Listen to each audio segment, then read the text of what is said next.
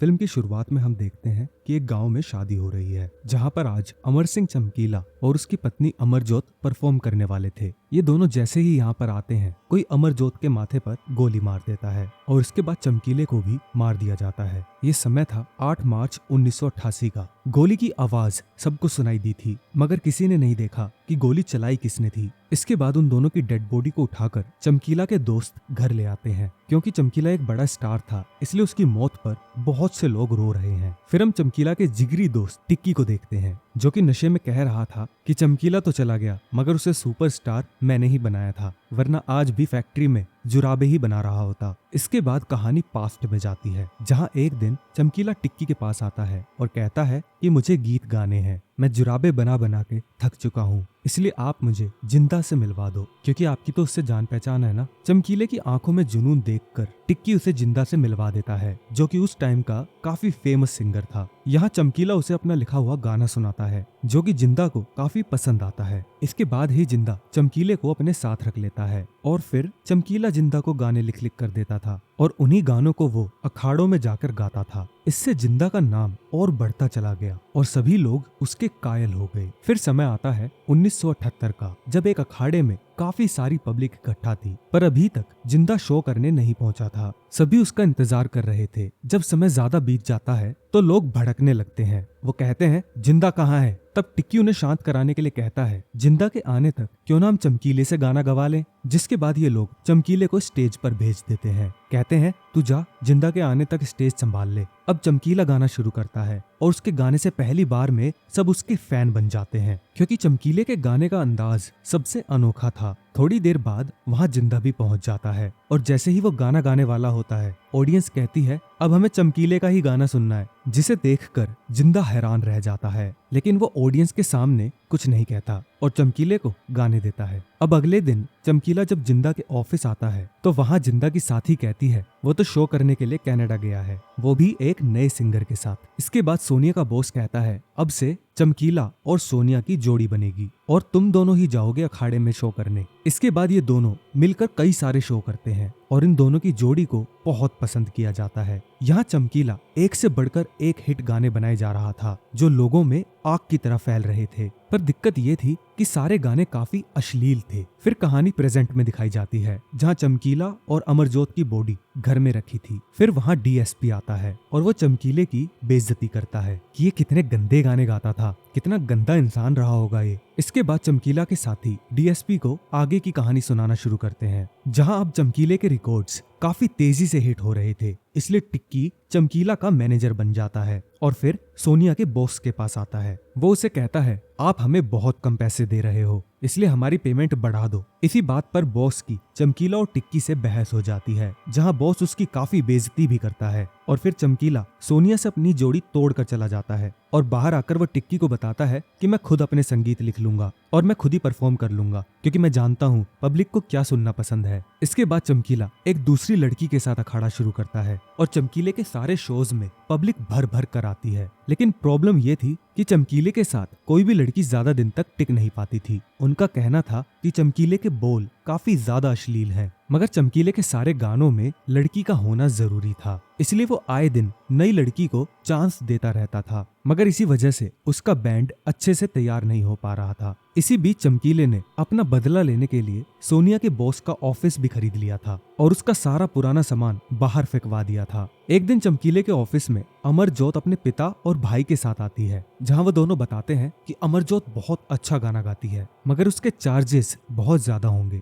ये लोग उन्हें कहते हैं कि हम 1 महीने तक ट्राई करेंगे कि तुम लोग कैसे काम करते हो। चमकीला ये बात मान जाता है। फिर चमकीला अमरजोत के साथ रियाज करता है और उसे काफी प्रैक्टिस कराने के बाद ये लोग अपने शो पर ले आते हैं, लेकिन यहाँ गोलियां चलने की वजह से अखाड़ा ही कैंसिल हो जाता है और अमरजोत को लगता है कि मैं चमकीला के लिए अनलकी हूँ क्योंकि आज से पहले तो चमकीला का कोई शो कैंसिल नहीं हुआ। इसलिए अमरजोत कहती है कि मैं ये सब नहीं करना चाहती। तब चमकीला अमरजोत को हौसला देता है, कहता है तुम और मैं मिलकर बहुत सारे शो करेंगे। अमरजोत चमकीला की बात को नहीं टाल पाती और फिर ये दोनों नए शोज के लिए तैयारी करना शुरू करते हैं। दोनों अखाड़ों में गाना शुरू करते हैं और इन दोनों की जोड़ी सुपर हिट बन जाती है जिससे इन्हें नाम, पैसा, रुतबा सब कुछ मिल रहा था। साथ ही ये दोनों एक दूसरे के करीब आते जा रहे थे। फिर एक दिन अमरजोत के पिता कहते हैं, अब हमें यहाँ से किसी और सिंगर के पास जाना होगा क्योंकि मैंने उससे डील कर ली है और वो हमें ज्यादा पैसे देगा। ये बात अमरजोत जाकर टिक्की को बताती है और उसे कहती है कि चमकीले को जाकर बोल, अगर हमारी जोड़ी बचानी है तो मुझसे शादी कर ले। टिक्की जाकर ये बात चमकीले को बता देता है। कहता है, तेरे पास आज रात तक का समय है, अमरजोत से शादी करके जोड़ी बचा ले, वरना वो कल सुबह यहाँ से चली जाएगी। अगली सुबह चमकीला अमरजोत से शादी कर लेता है और इसकी खबर किसी को नहीं होती। शादी के बाद इन दोनों की मैरिड लाइफ काफी अच्छी चल रही थी। फिर रात के समय जब चमकीला और टिक्की दारू पी रहे थे तब ऑफिस के बाहर कुछ लोग चमकीला को मारने आते हैं, जिस पर टिक्की सोचता है कि शायद ये लोग अमरजोत के घर वाले होंगे जो उनकी बेटी को भगाने पर चमकीला को मारने आए हैं। पर यहाँ तो मामला कुछ और ही था। चमकीला टिक्की को एक सच बताता है। कहता है, मैं पहले से ही शादीशुदा हूँ और मेरा एक लड़का भी है और ये लोग मेरी पहली पत्नी के भाई हैं जो मुझे मारने आए हैं। ये सुनकर टिक्की के होश उड़ जाते हैं, पर अब वो कर भी क्या सकता था। हालांकि ये बात सामने आते ही अगले दिन पंचायत रखी जाती है जहाँ कुछ लोग चमकीला को 2 शादियां करने पर सजा देना चाहते थे, पर ज्यादातर गांव वाले चमकीला के फैन थे, इसलिए चमकीला को कोई सजा ही नहीं मिलती। यहाँ चमकीला ऐलान करता है कि मैं अपनी पत्नी और बेटे को हमेशा 5,000 रुपए महीना देता रहूंगा।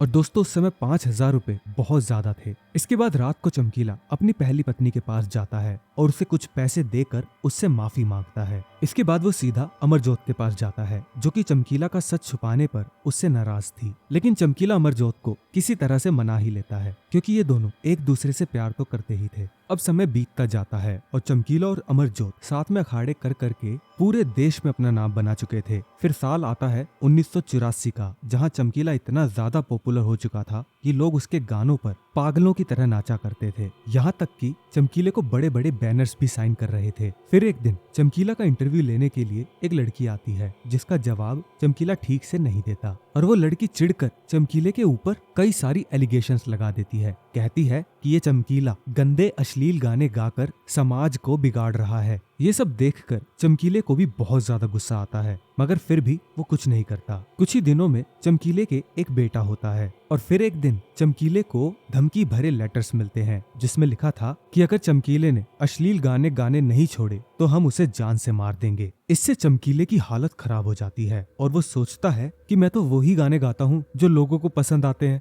इसमें मेरी क्या गलती है। तब चमकीले का एक आदमी कहता है कि मुझे एक डिपार्टमेंट के आदमी पर शक है, शायद उसी ने ये धमकी भेजी होगी। इसके बाद चमकीला सीधे उसी आदमी से जाकर मिलता है जिसका नाम था शिव्या। वो शिव्या से कहता है, आप मुझे जान से मत मारो, मैं आपको जितने भी पैसे चाहिए सब दे दूंगा। फिर यहाँ पता चलता है कि शिव्या तो असल में इनकम टैक्स डिपार्टमेंट का आदमी है, जिसे गलत फहमी के चलते चमकीले के दोस्त ने कोई भाड़े का गुंडा समझ लिया। हालांकि चमकीला शिव्या से ही मदद मांगने लगता है। कहता है, मुझे ये सब धमकियां आ रही हैं कि जान से मार देंगे, ये कर देंगे, वो कर देंगे, मैं क्या करूं। इसके बाद शिव्या उसे सीधा अमृतसर में कुछ गुरुओं से मिलवाता है। वहां चमकीला उन्हें वादा करता है कि वह आज से कोई भी अश्लील गीत नहीं गाएगा और ना ही लिखेगा। साथ ही वो ये भी कहता है, अब से मैं भक्ति गीत लिखूंगा, पर प्लीज मेरी जान को कोई खतरा नहीं होना चाहिए। और इसके बाद से चमकीले ने धार्मिक गीत गाने शुरू कर दिए। बड़ी बात ये थी कि ये गीत भी लोगों को काफी ज्यादा पसंद आ रहे थे। फिर प्रेजेंट टाइम में जब डीएसपी को पता चलता है कि चमकीले ने धार्मिक गीत भी गाए हैं, तब उन्हें याद आता है कि उन्होंने भी चमकीले के कई धार्मिक गीतों को सुना है और ये जानकर वो काफी हैरान थे कि एक आदमी अश्लील से सीधा धार्मिक गीत पर कैसे आ गया। खैर, अब चमकीले के धार्मिक गीत भी काफी पॉपुलर थे और वो अखाड़ों में जाकर यही गीत गाने लगा था। पर एक बार लोग शादी के अखाड़े में चमकीला से ये डिमांड करने लगे कि शादी का माहौल है, एक बार वही पुराने अश्लील सॉन्ग गाओ। और ऑडियंस के सामने क्या ही चलती है एक सिंगर की, अगर नहीं मानता तो शायद इसकी पिटाई विटाई कर देते, इसलिए उसे वही गीत गाने पड़ते हैं और पब्लिक वहां झूम झूम कर नाचने लगती है। और इसके बाद से चमकीला अपने सारे शोज में अपने पुराने गीत भी गाने शुरू कर देता है क्योंकि लोगों को वही गीत ज्यादा पसंद थे। अब एक दिन चमकीले के घर पर 3 लोग घुस आते हैं। वो चमकीले पर बंदूक तानकर उसे धमकी देते हैं, अगर तूने अब गंदे गीत गाए तो हम तुझे जिंदा नहीं छोड़ेंगे। डर के मारे चमकीला फिर से उनकी बात मान लेता है। कुछ दिनों बाद चमकीला अपना शो करने बहरीन जाता है। यहाँ पर वो बिंदास होकर अपने वही अश्लील सॉन्ग्स गाता है क्योंकि उसे लगता है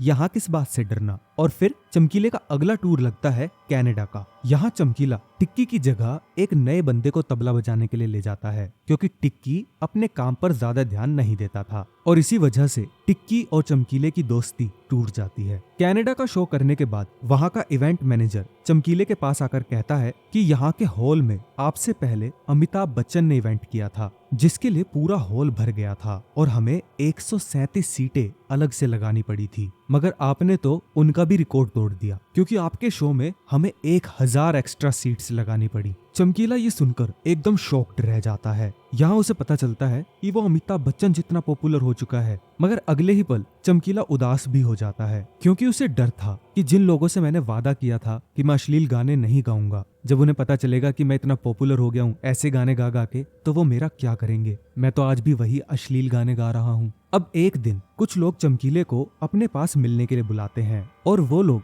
चमकीले को वार्निंग देते हैं कि अगर तुम्हें जिंदा रहना है तो हमारी 4 शर्तें माननी होंगी, वरना तुम्हारा क्या हाल होगा वो तुम भी नहीं देख पाओगे। इसके बाद वो 4 शर्तें बताते हैं, जिनमें से पहली थी कि उसे अश्लील गीत गाने छोड़ने होंगे, दूसरी थी कि उसे शराब छोड़नी होगी, तीसरी थी कि वो नॉन वेज नहीं खा सकता था और चौथी शर्त यह थी कि उसे स्मोकिंग भी छोड़नी होगी। उनके सामने तो चमकीला उनकी सारी शर्तों को कबूल करता है, मगर थोड़ी आगे जाकर वो बीड़ी पीने लगता है, जिससे हमें समझ में आ जाता है कि चमकीले के मन में अब मौत का डर नहीं रहा। अगले दिन फोन पर शिव्या चमकीले को कहता है कि भाई तू विदेश में ही रह, इंडिया कुछ टाइम बाद आइयो क्योंकि यहाँ तेरी जान को सच में खतरा है। लेकिन चमकीला कहता है कि मरना होगा ना तो मैं कहीं पे भी मर जाऊंगा, लेकिन भारत तो मैं आकर रहूंगा। इसके बाद चमकीला भारत आ जाता है और अखाड़े में अश्लील गीत गाने शुरू कर देता है क्योंकि उसके अंदर जो भी डर था वो अब नहीं रहा। एक बार चमकीले के साथी ने उसे कहा कि आप ये अश्लील गाने गाने बंद कर दो ना। इस बात पर चमकीला बोलता है कि देखो, बंदूक चलाने वाले का काम है बंदूक चलाना, तो वो चलाएंगे, और मेरा काम है गाने गाना, तो मैं गाऊंगा, क्योंकि ना तो वो हमारे लिए रुकने वाले हैं और ना ही मैं उनके लिए। जब तक मैं स्टेज पर हूँ और गाने गा रहा हूँ मैं तभी तक जिंदा हूँ। अगर मेरे से कोई ये चीज छीन लेगा तो मैं जीते जी मर जाऊंगा। इससे तो अच्छा है कि मैं गाने गाते गाते मरूं। बस फिर चमकीला अपनी पुरानी फॉर्म में आकर एक के बाद एक शो करता रहता है और इसी के साथ साथ उसकी डिमांड भी तेजी से बढ़ती जा रही थी। अब समय आता है 1988 का, जहां चमकीले को एक शादी में शो करना था। चमकीला और अमरजोत इस शो में जा रहे थे। फिर जैसे ही ये दोनों वहां पहुंचते हैं, किसी ने इन दोनों को गोली मार दी और इनकी मौके पर ही मौत हो जाती है। अब कहानी प्रेजेंट में आती है, जहां इन दोनों की डेड बॉडी का क्रियाक्रम करा जा रहा था और फिर हमें डीएसपी को दिखाया जाता है, जो चमकीले की कहानी सुनने के बाद अब उसकी इज्जत करने लगा था, क्योंकि उन्हें तो लगता था कि चमकीला सिर्फ अश्लील गीत बनाने के लिए फेमस था, पर अब वो जान गए थे कि ऐसे गीत सुनता तो हर कोई है पर किसी दूसरे को बताता नहीं। इसके बाद ये मूवी यहीं पर खत्म हो जाती है। दोस्तों, आपकी क्या राय है? चमकीले ने जो किया और उसके साथ जो हुआ, क्या वो सही था या उसे क्या करना चाहिए था ताकि उसका ये दुखद अंत ना होता?